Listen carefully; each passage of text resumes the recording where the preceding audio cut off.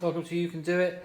Today's a quick video on how to start your saw once you've stripped it all down, maybe modified it or done something, put a new carb on it, piston and all that thing. And it's how to just get it running again to start to tune the saw up. So today we're not looking at the high jet, we're just looking at the low jet and getting it actually running, because I just had an incident on this saw trying to get it going, so I thought I'd do a quick video to help other people. So this saw has had a new piston ring, it's had a bit of porting done on the inlet, it's got a gasket removal, and it's had an exhaust mod. So I just put the car back to factory settings, then I tried to start it. So I'm just going to go through now the best way, or the way that I do it, if you're looking to start the saw after you've done some work on it. A few tips here which will help you and save you a bit of time and frustration. Okay, so I say this saw's had modifications done to it, and I didn't quite know how it's going to affect the carb settings, other than it will affect them.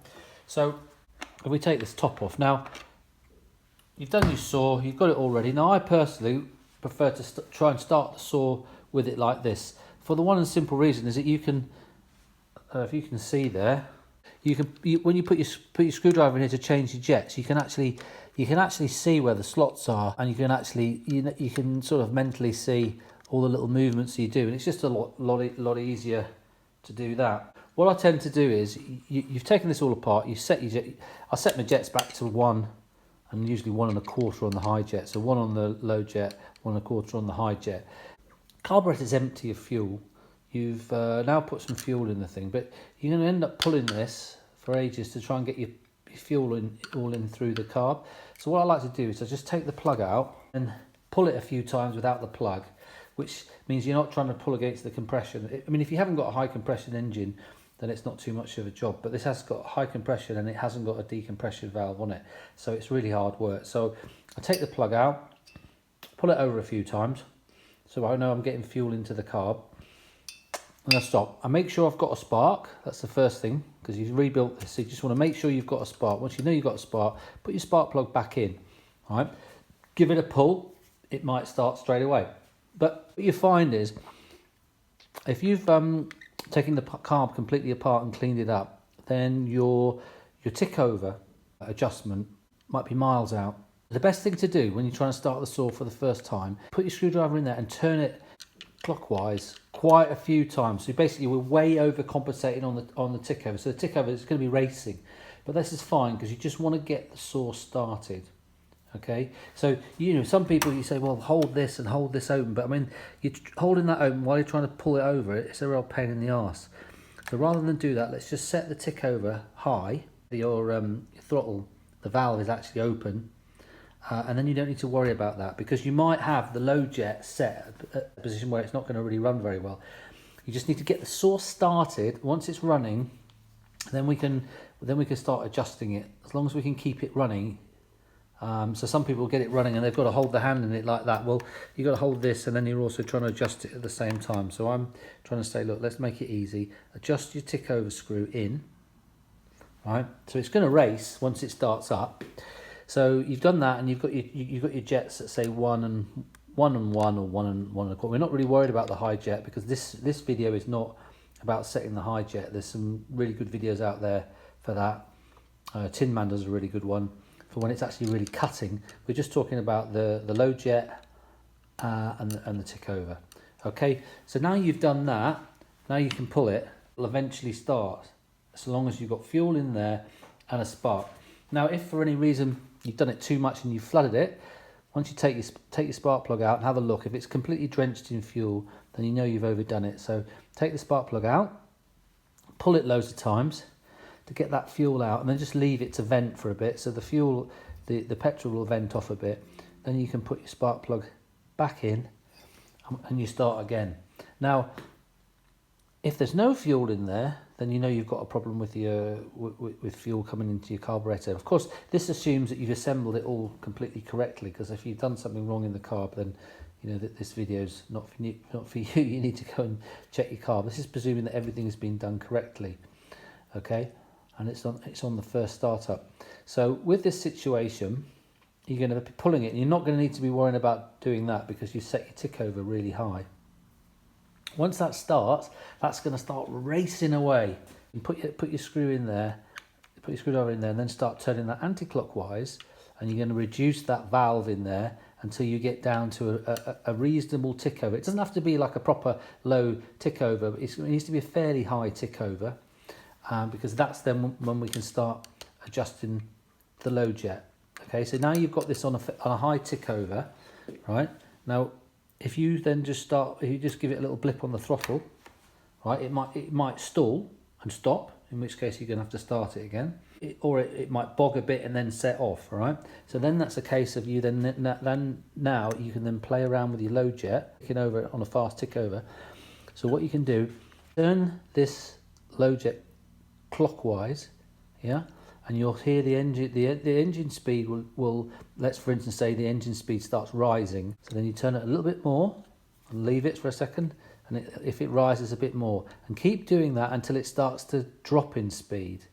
Once it starts dropping in speed, you know you've gone far enough, right? Then you need to start to note where you are on here, and you start turning it back slowly this way, anti-clockwise, until the speed gets to its highest point, and then keep adjusting it until it starts dropping back down again. And now then you should have noted how far you've gone from one side to the other, and you need to go back in the middle. So for instance, if screwdriver was there, it starts dropping in speed at that point, and then it starts dropping at speed half a turn later on the other side, then you know you've got to do a quarter of a turn and you're pretty much in the middle. So what you need to do with that, once you get to that point, you need to check on your throttle here. So you give it a quick blast like that. If it picks up straight away and takes off and runs right, then you're pretty much good to go. If it bogs a bit, then you need to just play around a little bit, an eighth of a turn clockwise or anti-clockwise, until you get that to not bog and pick up nicely. So once you've got to that point, then you can come back in here with the tick over, and you can go anti-clockwise with your tick over screw and bring this back down to a tick over that is, an acceptable tick over, that you slow and that won't stall, but you can leave it ticking away like that. And then once it's ticking away like that, then you need to pick your saw up, move your saw around and stuff like that, and it should just still keep ticking away like that. If it dies or something, then maybe you need a little bit of a higher tick over, or there might be a problem in the carburetor that you then have to go and you find out. But that should be ticking away, and you should be able to move the saw around, and it's all good to go. And then again, once you've got it at the tick over, check that, pull your throttle up. Does it shoot off and take off, or does it bog or anything? If it bogs, obviously you need to start playing around with your low jet again to get an acceptable acceleration from that low tick over. That is a very quick way I use to get these saws going when you don't know. I mean, any modification, when you've done all these modifications and you start again, you don't actually know where the carb settings need to be, but you need to have them at such a setting that you can actually get the thing going. Okay, so just to summarise, you turn your tick over screw right in so that the valve is quite open. It's equivalent to you basically slightly pulling the accelerator here, and then you can get the thing running, and then you can play around with your idle jet until you get the fastest sort of speed on the tick over. And then once you've got that right and there's no bogging when you pull the throttle, then you can adjust your tick over back out so that the engine is running at a nice sort of low tick over rate. And then you're ready to take the saw and go and cut some wood and start playing around with the high jet. But I'm not doing this video about the high jet because there's other videos out there that cover that. This is just about how to get the saw going once you've done your modifications. There's nothing more frustrating than you do all these lovely modifications and you can't get the saw going. This is what happened with this one actually, because I did it all. I set it to 1 and 1, got fuel up there and everything, but it just wouldn't start. Couldn't get to start until, of course, I held the throttle, and then she sparked up and she fired up, no problem. And there were two things that were wrong with it. One was that the tick over needed to be adjusted quite significantly in, and also the low jet seems to be best here at 3/4 on a 3/4 turn out from seated, and the high jet is 1 1/4. We haven't fully done the high jet yet until we get out into some woods, but that'll be another video when I'm out there cutting. So hope this video has helped. You can do it. Remember, it's always good fun with all these modifications, but it does cause a bit of frustration when you're trying to get the thing running again afterwards, because again, there's no standard to set the carb at. You've got to work around and fettle around with it. And don't be scared with these two-stroke carbs, because it's just a chainsaw at the end of the day, and you've got two adjustments that make, you got the high jet and the low jet. The high jet, we're not using that when we're sort of stationary on tick over, so it's just the low jet. So you've got one adjustment, and then of course you've got your tick over, but that doesn't actually change any fueling in the carb. It's just sort of how far the throttle's open.